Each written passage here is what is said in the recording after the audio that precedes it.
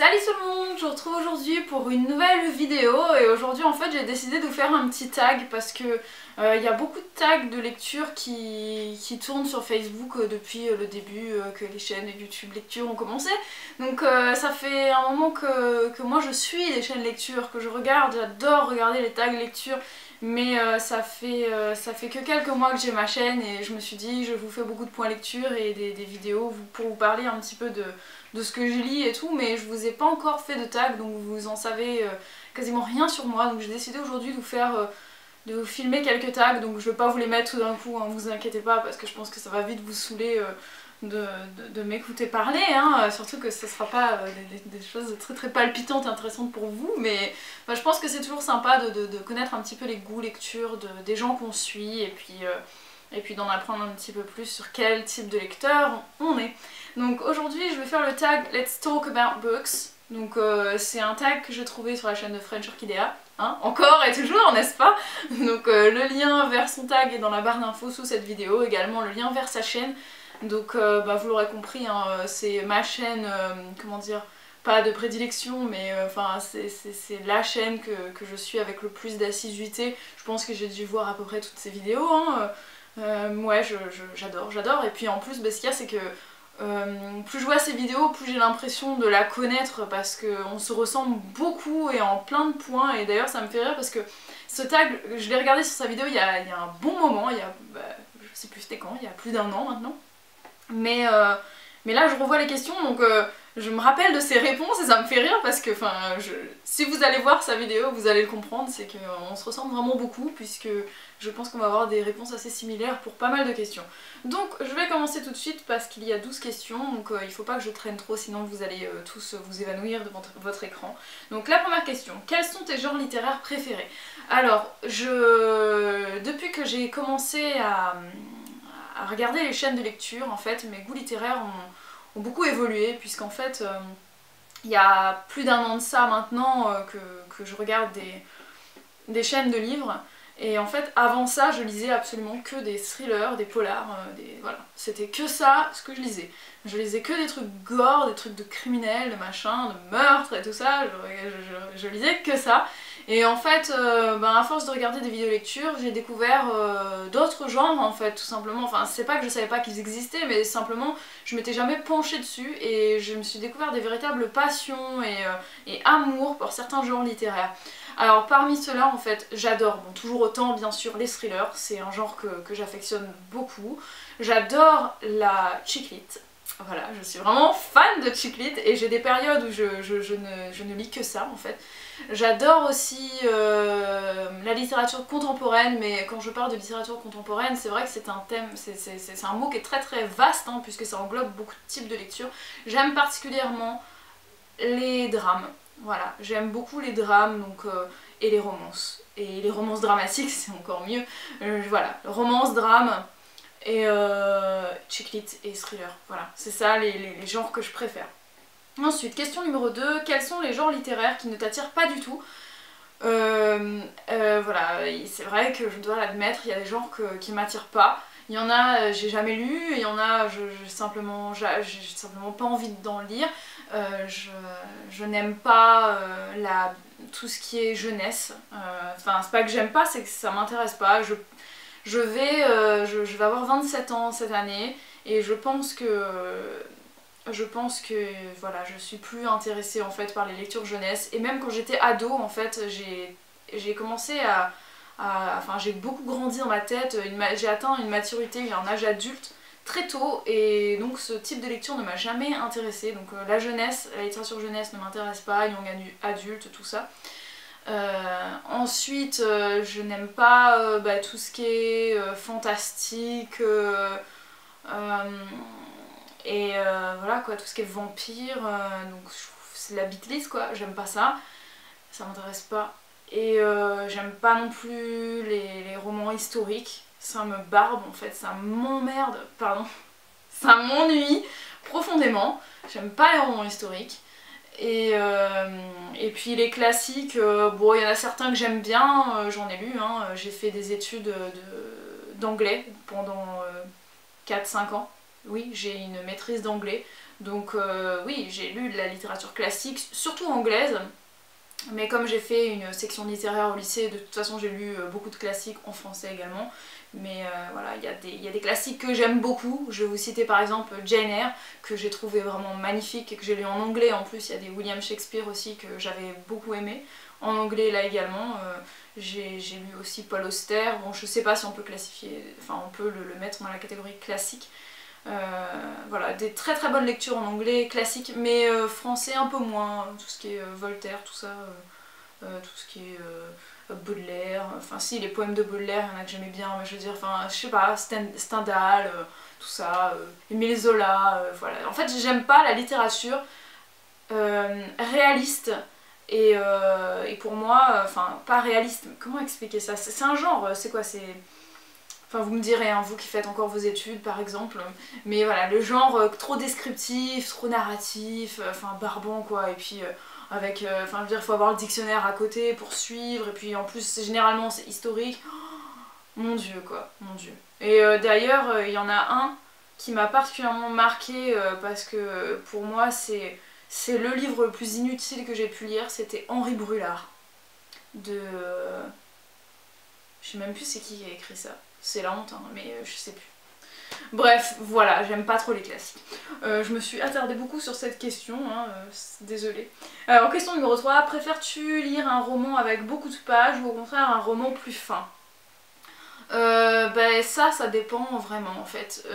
Disons que si j'achète un livre ou que j'emprunte un livre à la bibliothèque ou à quelqu'un comme ça, spontanément, un livre dont je n'ai jamais entendu parler nulle part, je préfère qu'il soit plutôt assez fin. Parce que quand je sais pas à quoi m'attendre, je préfère prendre mes gardes et que ce soit pas un truc trop gros au cas où ça me plaît pas. Par contre, si j'en ai entendu dire beaucoup de bien à plusieurs endroits par plusieurs personnes, là, même s'il est gros, je vais l'attaquer. Hein. Mais c'est vrai qu'il faut que je sache qu'il est bon quoi. Parce que sinon, ça me fait peur. Question numéro 4. Combien d'argent dépenses-tu en moyenne par mois dans les livres? Franchement, ça dépend. Il y a des mois où je vais acheter, je sais pas, des fois 8 livres. Mais je les achète très souvent d'occasion. Hein. Sauf quand j'achète mes livres sur France Loisirs, les livres obligatoires. Mais sinon, j'achète des livres d'occasion et puis j'emprunte beaucoup, que ce soit à la bibliothèque, à ma soeur, à mon père. Voilà. Donc je dépense pas beaucoup en livres en fait. Question numéro 5. Décris-nous l'endroit parfait pour lire selon toi. Il y a des endroits où j'aime beaucoup lire, c'est vrai, au bord de la piscine, dans un petit transat, ou à l'ombre d'un palmier sur une plage, ou des choses comme ça. Je trouve que c'est vraiment très très détente, mais il y a un endroit rêvé pour moi. En fait, j'ai très très rarement été dans des contextes comme ça, mais pour moi c'est l'endroit rêvé pour beaucoup de choses d'ailleurs, hein, pas que la lecture, mais d'être installée devant un feu de cheminée dans un chalet en montagne où il y a plein de neige dehors parce que j'adore la neige, et que moi je suis sur un tapis en imitation de peau de bête avec un gros plaid sur moi et plein de coussins tout autour, et puis une bonne petite tisane comme une petite mamie. Voilà, pour moi ça ce serait le contexte idéal pour lire. Voilà, ce serait l'endroit idéal pour moi. Ensuite, question numéro 6. Combien de livres compte ta pile, donc ta pile à lire, je crois que, enfin je sais pas précisément, mais il me semble que je dois en avoir une trentaine à peu près. Sans compter les livres empruntés. Non, à moi, j'en ai une trentaine. Voilà, donc ça doit être à peu près une quarantaine du coup, si je compte ceux qu'on m'a prêtés. Ensuite, question numéro 7. Essayes-tu de motiver les gens autour de toi à lire? Et si oui, comment t'y prends-tu? Bah franchement,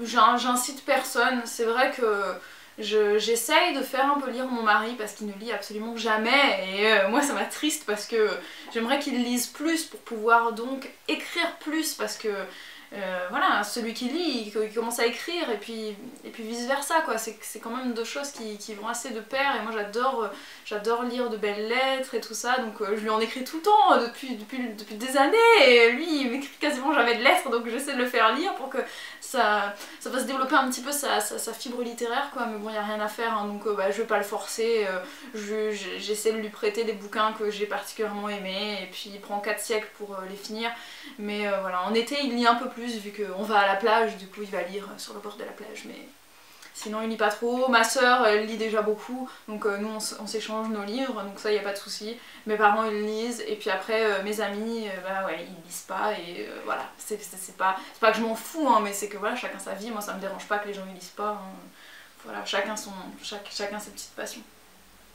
Ensuite, question numéro 8. Tu viens de terminer un livre, est-ce que tu en commences un autre immédiatement ou as-tu besoin d'une pause? De quelques heures, pardon, ou d'une journée pour en commencer un nouveau. J'ai mal lu la question. Bah franchement, la plupart du temps j'enchaîne. J'arrive très facilement en fait à me sortir d'un livre pour en lire un autre. Généralement, voilà, ça va être bah, dans la foulée que je vais en lire un autre. Si c'est le soir que je l'ai terminé, je vais attendre le lendemain. Si c'est au cours de la journée et que j'ai un moment où j'ai envie de lire, bah, je vais commencer un autre livre. Par contre, quand c'est un bouquin qui m'a bouleversée, qui m'a retourné l'estomac, les entrailles, qui m'a vraiment fait ce genre de sensation, c'est vrai que des fois il me faut un petit temps. Je vais attendre peut-être le lendemain. Mais jamais plus, quoi, hein. Je vais pas prendre 4 jours avant de me remettre à lire un autre livre. Ensuite, question numéro 9. Comment choisis-tu ta prochaine lecture? Ça dépend. Ce que j'essaie de faire, c'est de piocher, en fait. J'ai fait 4 pots, et dedans j'ai un pot c'est chick lit, un pot c'est drame, un pot c'est contemporaine, et un pot c'est thriller. Donc j'ai mes 4 pots. En fait, si par exemple j'ai lu un thriller, et bien ensuite je dois piocher dans les 3 autres pots et je choisis celui que je préfère dans les 3. Si ensuite c'était un drame, après je vais piocher dans les 3 autres pots, et voilà, et ainsi de suite. Donc je fais ça, et si parmi les 3 le livre il me plaît vraiment pas, bah, j'en choisis un autre. Parce que ça sert à rien de se forcer, quand on se force à lire un livre, on l'apprécie pas, quoi. Donc du coup bah, j'en choisis un autre, des fois c'est complètement au hasard, je pioche comme ça, et puis sinon c'est quand par exemple j'en ai dernièrement entendu parler, et ben, voilà, je le dis. Ensuite, question numéro 10. De quel auteur achètes-tu les livres les yeux fermés? Oh mince, la vidéo s'est arrêtée, alors du coup je voyais plus les questions. Donc de quels auteurs achètes-tu les livres les yeux fermés sans même savoir de quoi parle l'histoire? J'ai pas d'auteur fétiche, enfin voilà, j'ai vraiment, quand je regarde les livres que j'ai pu lire au cours de ma petite vie, bah c'est aussi, il y a des auteurs pour moi qui sont, enfin oui, que je peux dire ce sont mes auteurs favoris. Khaled Hosseini, dont j'ai lu 2 livres sur 3, le dernier je l'ai pas encore lu, je pense que je vais attendre qu'il sorte en poche, mais c'est sûr que voilà, même si je sais pas de quoi parler l'histoire, je vais le lire. Cecilia Ahern, que j'ai découvert assez récemment, j'ai déjà lu 3 livres d'elle, et j'ai vraiment adoré, et je vais emprunter ou acheter les autres sans même savoir de quoi parlent les histoires, ça c'est sûr et certain. Pareil pour Jane Green, c'est une auteure que j'aime vraiment beaucoup, elle a un style qui me plaît carrément, quoi. Donc ça, même sans savoir de quoi parle l'histoire, je vais le lire. Sinon, dans les catégories thriller, j'aime beaucoup Tess Gerritsen, j'aime beaucoup Harlan Coben, et sinon, dans un tout autre genre, un tout autre registre, je suis une grande fan de René Barjavel. J'ai lu tous ses bouquins en fait, et j'adore cet auteur, mais bon voilà. Malheureusement, il risque pas d'écrire de nouveaux bouquins vu qu'il n'est plus de ce monde, et voilà, j'adore cet auteur, et je pense que bientôt je vais relire tous ces bouquins que j'ai. Ensuite, question numéro 11. Quelles sont tes chaînes YouTube livresques préférées? Donc Alors de tête comme ça, il y en a certaines que je suis vraiment beaucoup, donc dès qu'elles mettent une vidéo je les regarde. Donc French Orchidea, de toute façon je vous mettrai les liens de ces chaînes là dans la barre d'infos sous la vidéo. Donc il y a French Orchidea bien évidemment, il y a Anushka Blog, il y a The Arouette, il y a Pretty Books, Miss Sugartown, ça j'ai oublié de la citer, à chaque fois j'oublie son pseudo, j'adore ces revues lecture. C'est pas une littéraire de base et pourtant je vous assure que... Enfin moi je suis bluffée à chaque fois que je regarde ces revues lecture, et même quand je vais lire ces chroniques de temps en temps, je suis sur le cul quoi. Elle parle vraiment très très bien de livres, c'est canon. Question numéro 12 et la dernière, quelle est ta lecture actuelle? Donc ma lecture actuelle c'est Rose de Tatiana Doronet. Et voilà, juste avant je vous disais que je n'aime pas les romans historiques. Cette histoire, j'ai vu qu'elle était classée dans le genre historique. Donc quand j'ai vu ça, je me suis dit bah merde, alors je l'ai empruntée à la bibliothèque, je savais pas que c'était un truc historique. Je sais juste que j'aime beaucoup Tatiana Doronet parce que j'ai lu que 2 bouquins d'elle, mais que j'avais beaucoup aimé. Elle s'appelait Sarah et le voisin. Voilà, j'avais beaucoup aimé. Et là, donc j'ai emprunté Rose à la bibliothèque et j'ai vu sur Livre Addict que c'est un roman historique. Mais je l'ai commencé, je suis à la page 61, c'est un tout petit bouquin. Et ça me plaît beaucoup pour le moment. C'est historique, mais pas trop. Voilà, il y a une belle histoire derrière, donc ça passe tout seul. Et en même temps, je lis beaucoup Douglas Kennedy et il a beaucoup d'histoires qui font, comment dire, qui font des échos à l'histoire du monde. Hein. Quand j'ai lu par exemple mon préféré de Douglas Kennedy jusqu'à présent, c'est La poursuite du bonheur et c'est très historique. Hein. Donc comme quoi, voilà. Moi j'aime pas, je sais pas comment vous dire, mais bon, il y a des bouquins qui sont purement historiques, ça me plaît pas. Voilà, donc j'espère que ce petit tag lecture vous a plu, que ça vous a pas trop barbé, que c'était pas trop long. N'hésitez pas à mettre un petit pouce bleu si vous avez aimé, à commenter, et puis moi je vous retrouve très vite pour de nouvelles vidéos. Ciao!